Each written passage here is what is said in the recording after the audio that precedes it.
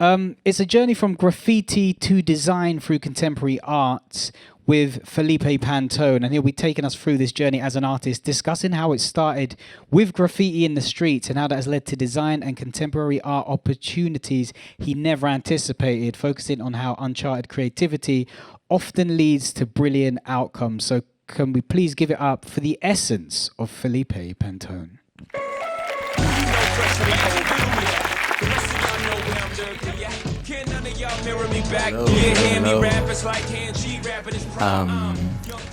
Thank you very much for being here today. I am honored to be speaking here and to be part of this and to listen to all of the amazing speakers at the festival. I just learned so much from Kevin, by the way. So my name is Felipe. I created this presentation to tell you a little bit about my story and what I've found in my journey as an artist. Most of what I do these days are art exhibitions like this. Everything from paintings to sculptures to installations. I love creating artworks and designing the spaces that host these artworks and treating them as a whole. Much as a musician would make single songs, but also create conceptual albums. Many of the works I make are meant to be physically manipulated, so they change after they're intervened by the viewer. I think nowadays information doesn't only go in one direction, but everything is configurable. We listen to playlists we create ourselves, read news from several pages instead of one newspaper, watch what we want instead of what's just on TV. Many of the works I make have a configurable component as well. But I haven't always been an artist. In fact, I don't think I knew much about what being a professional artist really meant until I was in my teens. All I knew until then was graffiti, really.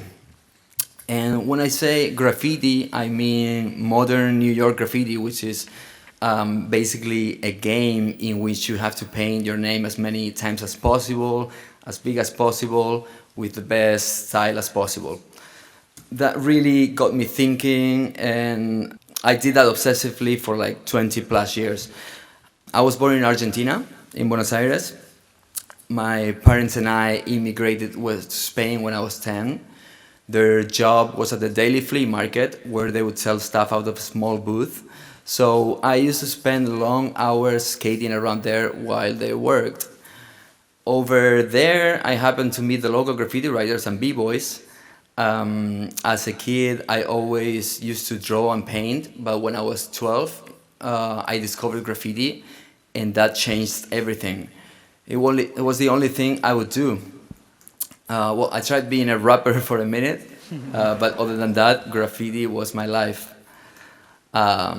I painted, thousands of pieces, throw-ups, tags, 3D styles, block letters, wild styles, you name it.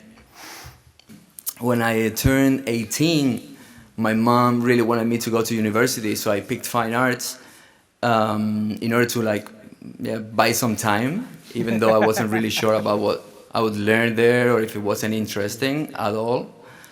All I wanted to do was to paint. When I started university, I was very used to painting figures because I always made money painting things for shops. I don't have a photo, but for the first time I ever made a penny painting a mural, it was at a bar when I was 13. With the money, I bought myself a BMX bike. I do have photo of MV tuning and 50, for instance. That way I supported myself through college, painting the most random shit that you can imagine. While at night I would write my name on things for free. That same year that I started university, German spray paint manufacturer Montana Cans saw something in me and sponsored me and some friends and flew us to paint at their factory in Heidelberg. That was the first time I traveled outside of Spain to do what I loved, and I guess my style kept getting better. And here's when it gets interesting. 1,000 graffiti pieces later, and a bit of art school, I decided to start doing some typography illustration sort of murals, writing phrases, trying to convey something other than just writing my name. It was the first time in my life that I felt that I was making art. Me and Ausias Perez collaborated on many murals like this, even exhibitions, sold designs to Nike and other major companies. And for the first time, I realized that I could make a living doing my thing, making art or design, whatever that was at the time. On the side, I kept writing my name, and I got to travel the world, invited to paint at graffiti festivals for almost no money, sleeping in hostels or the organizer's couch. But that opened the door for some big-scale pieces and what felt like insane challenges at the time. I started using contrast, heavy use of black and white, strong colors, even some optical art elements. Back then, at school, I was studying art history, reading philosophy, sociology, and I started to think that I could print some intention to my graffiti. Even if a nickname was supposed to be meaningless, I thought I could come up with a style that represented my lifestyle. The fact that I kept traveling, painting, making connections, and living intensely. I started a series of pieces heavily inspired by kinetic and optical art, full of dynamism and unexpected twists. I felt that my style needed to belong to the present. In order to do that, I thought I would take some elements from a recent past and elements from my idea of future, so I would stand right in the present. I thought that graffiti being quick, ephemeral, disposable, immediate was something that belonged to our times. You know, same thing as the content that we see online, a YouTube video, a tweet, an Instagram post that instantly gets buried, must be bold and loud in order to capture the public's attention. So at that point, I did a few illegal actions in Japan, and one of them put me in jail for 11 days. It was the worst thing that ever happened to me, I gotta tell you. However, I got to slow down, and suddenly I had some time to think. So in my cell in Tokyo, I drafted the ultra-dynamic Manifesto, el Manifiesto Ultra Dinámico, a mouthful. It was a bunch of ideas or intentions of what my art or my graffiti until now should be about. Of course, they were supposed to just be general rules, and I had no intention to follow them. Surprisingly, after reading this again, there are many things that I guess I still follow. The use of computers, perceptual phenomena, sharp shapes, dynamic stability, bridge between art and science, the omnipresent velocity driving force of the absolute. Jesus. It's online if you want to read it. I think it's funny. But at that point, after trying so many different styles, 50 Cent's portrait and so on, I think I was ready to know what I liked and what I wanted to say. I didn't find myself because I knew what I liked from the beginning, but because I tried and discarded everything until my thing showed up. So right after this, in 2013, I did my first graffiti pieces that had all this stuff in them. And it felt really good, you know. I wasn't shy to add some computer-generated graphics. The shapes became sharper and more dynamic in general. I kept looking at more optical art and light phenomena, and I just couldn't stop painting. And finally, and this is a big one, I got rid of the letters. Even though I still do graffiti sometimes, and I was very active for years after this, I finally painted something completely abstract. I got clear of all representational sources, figures and letters. Well, I couldn't help to hide a P in there, if you see, but this one felt really, really good at the time and very liberating. And then they offered me to paint a massive bridge all by myself, and I did it. No letters, no figures, no sketch, no nothing. And it felt great too. And then a canal boat. This is here in London, by the way. All these years doing graffiti in precarious conditions felt like great training for these new challenges. I had the same passion, and all of a sudden, I also had new horizons. Some shitty festival back home told me I could paint this spot right where I used to live, in Valencia's old town. I was excited. When I showed up, all I see is this piece of scaffolding. The organizer said that he's run out of money, that this is all there is, leave it or take it. I learned two things from graffiti. One is persistence. Everyone's telling you that you can't do it. You're forced to work under pressure, against the elements, heights, not having enough paint, police chasing you, but you go for it no matter what and get it done because you have passion for your shit. And adaptability. The spots people paint on the streets are irregular, uneven, and I feel that that was great training for everything I ended up doing later on. Trying to always think outside of the square canvas. So I guess I was ready to go, to try new things. I was ready to design race cars and race suits and to work on weird buildings like this and to add neon lights to them. Then I painted like a lot of like massive ones, this one for instance. And from big scale to tiny scale, this Zenith watch is one of my favorite projects. It was really, really a challenge, you know, and a massive learning experience to work at their manufacturer in Switzerland and create this. By the way, I'm working on a new watch with them coming out soon. Again, adaptability, new canvases. Of course, I ended up doing their building as well. I tried vehicles, bicycles, motorcycles, supercars, airplanes. I think I saw this one out there.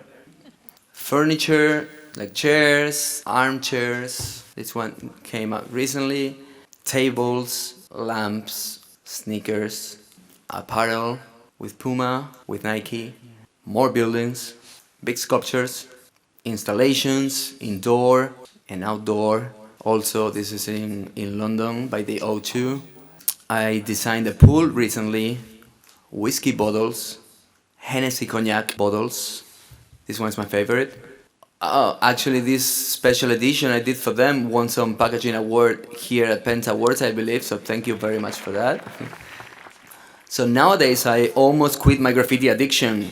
Except for a couple trains I paint here and there, if the occasion arises. But to be honest, I don't do it anymore because it's a space where I can be free and grow. It's really just muscle memory now. I guess the reason why I've never been scared of failing with my art is because I trained for too long in graffiti with zero expectations and enough passion.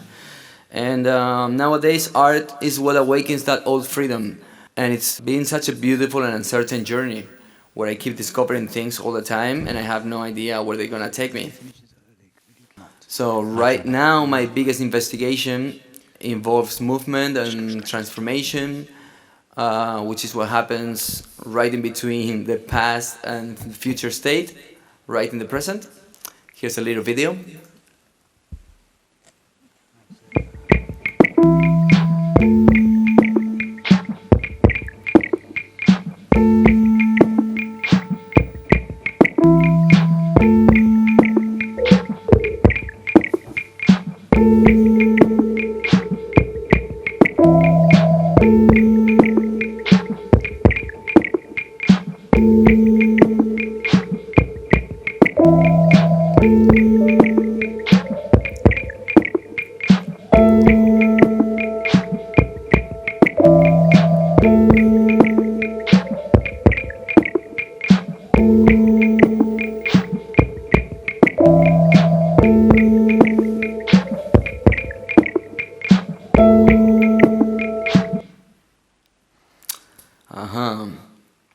Another big one is transformation through color. Master Carlos Cruz Diaz said that color is an evolving situation, or in his own words, The chromatic phenomenon is a continuous, unstable event. And here's a little video that shows this.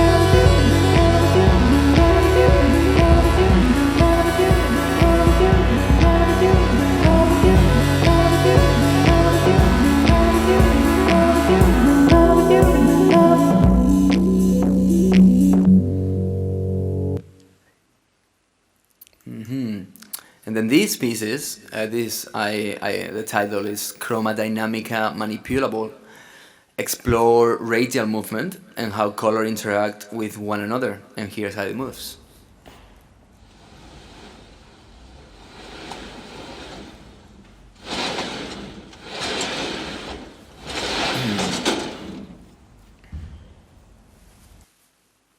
So, some of these experiments have inspired me to look further into movement, talking a little bit about the future, even though I'm all about the present.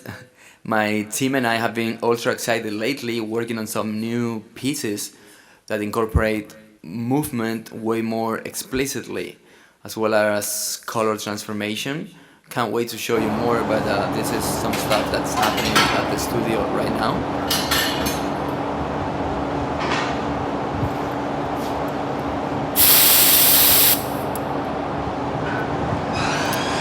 Shot yesterday, I think, or the day before. Anyway, so my studio is in Valencia, in Spain, and we operate as a creative lab where we try to find unexpected stuff, and it's usually a lot of fun. I think it's a good idea to identify your passions, like I did back in the days in graffiti, and to be obsessive about them, but I'm very happy that I never gave up on trying to find new ones, and hopefully, if you find new ones, they're like art in my case, they'll end up opening bigger doors for you, like art is doing for me these days. So anyway, thank you very, very much. Really happy to share my experience with you guys. Thank you.